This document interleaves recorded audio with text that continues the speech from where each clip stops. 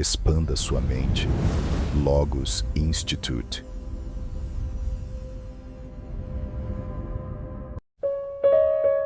Raabe, a prostituta de Jericó que Deus colocou na genealogia de Jesus, uma mulher marcada pela cidade inteira. Seu nome é sussurrado nas esquinas, escrito nas paredes invisíveis de Jericó como sinônimo de prostituta. Mas quando Deus decide derrubar as muralhas, ele não começa com um general, nem com um sacerdote. Começa com ela.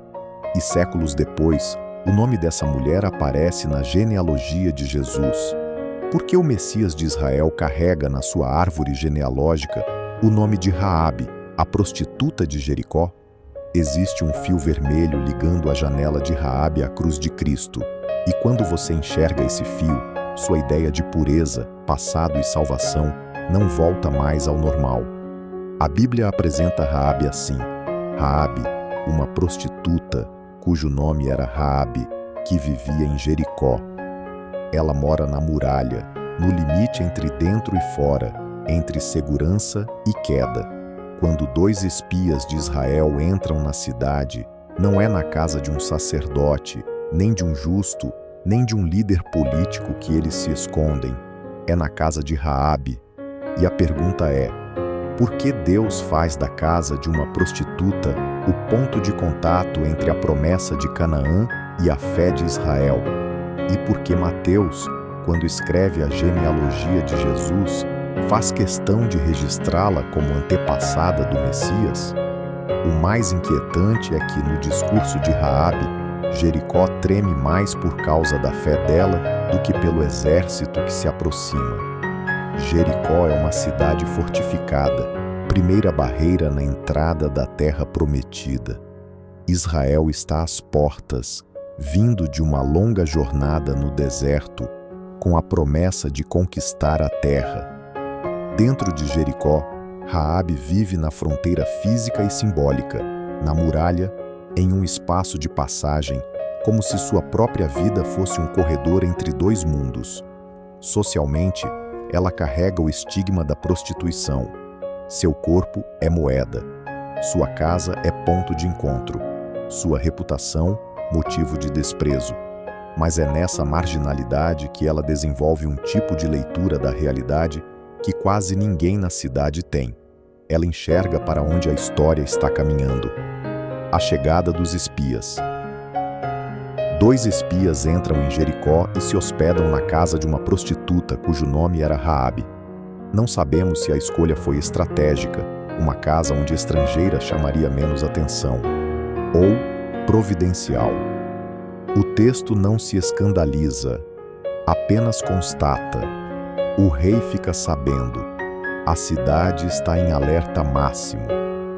Soldados batem à porta de Raabe, exigindo que ela entregue os homens.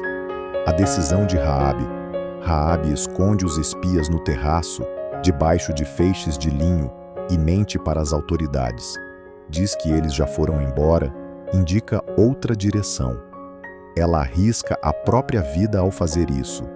Não é uma mentira confortável, é uma traição política em plena guerra. O que faz uma mulher marginalizada arriscar tudo para salvar dois desconhecidos, inimigos da sua própria cidade? A confissão de fé. Sozinha com os espias, Raabe revela o que move seu gesto. Sei que o Senhor deu esta terra a vocês. O Senhor, o seu Deus, é Deus em cima nos céus e embaixo na terra. Ela ouviu as histórias do Êxodo, do Mar Vermelho, das vitórias de Israel. Enquanto Jericó se fecha em medo, Raabe se abre em fé. Ela lê os sinais da história e se alinha com o Deus que está chegando. O acordo e o cordão vermelho. Raabe pede misericórdia. Jurem-me pelo Senhor que vocês terão bondade com a casa de meu pai. Eles fazem um pacto.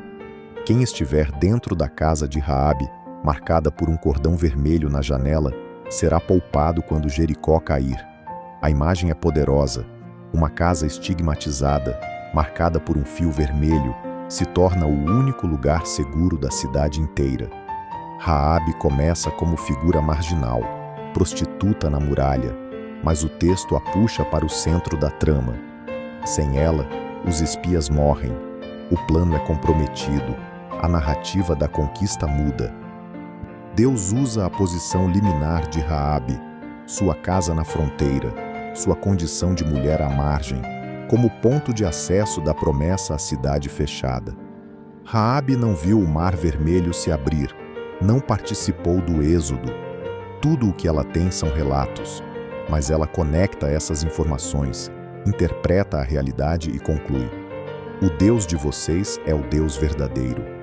É uma fé que nasce não de tradição religiosa herdada, mas de leitura atenta da história. Em Hebreus 11, a fé de Raabe é destacada ao lado de gigantes da fé. Em Tiago, suas obras concretas são apontadas como sinal de fé viva. O cordão vermelho na janela de Raabe remete visualmente ao sangue nos umbrais da Páscoa. Uma marca vermelha que distingue quem será poupado em meio ao juízo. Mais adiante, a tradição a vê como esposa de Salmão e mãe de Boaz. Mateus a coloca na genealogia de Jesus. A prostituta que amarrou um cordão escarlate na janela se torna parte da linhagem daquele cujo sangue, um dia, marcaria não uma casa, mas a humanidade. Raabe, na genealogia de Jesus. Quando Mateus escreve, Salmão gerou Boaz, cuja mãe foi Raabe, ele não está apenas jogando um nome ali, ele está dizendo: a história de Jesus começa reconhecendo que uma prostituta estrangeira teve lugar na linhagem do Messias. Em um mundo obcecado por pureza, linhagem e reputação, Deus não edita a história para ficar bonita. Ele mantém Raabe no texto como cicatriz teológica, lembrança de que a fé pode brotar em lugares improváveis e de que a graça não é seletiva como o nosso moralismo. Raabe desmonta a ilusão de que só quem tem passado limpo pode fazer parte do plano de Deus. A linha do Salvador passa por um bordel na muralha de uma cidade condenada. Talvez você se veja como alguém cuja biografia se resume a um rótulo: aquela que caiu, aquele que errou, aquele vício, aquela fase. Raabe era a prostituta de Jericó, ponto. Mas no momento em que ela se alinha com o Deus de Israel, esse rótulo deixa de ser sentença e passa a ser apenas contexto. Não é que o passado desapareça, mas ele é reconfigurado pela graça. O lugar da sua maior vergonha pode se tornar o lugar onde Deus pendura um cordão vermelho de misericórdia. A casa que você achava que só servia para repetir velhos padrões pode virar refúgio para outros. A pergunta não é apenas o que você fez, mas em quem você decide confiar agora e com quem você se alinha quando a história muda de direção. Quando as muralhas de Jericó caem, a casa de Raabe continua de pé. Entre pedras despencando e gritos de guerra, uma janela com um cordão vermelho se torna sinal de que a graça de Deus não obedece às plantas da cidade, nem aos rótulos da sociedade. De prostituta de Jericó, a antepassada de Jesus, Raabe é a lembrança de que o Evangelho nunca teve medo de atravessar portas que a religião teria mantido trancadas.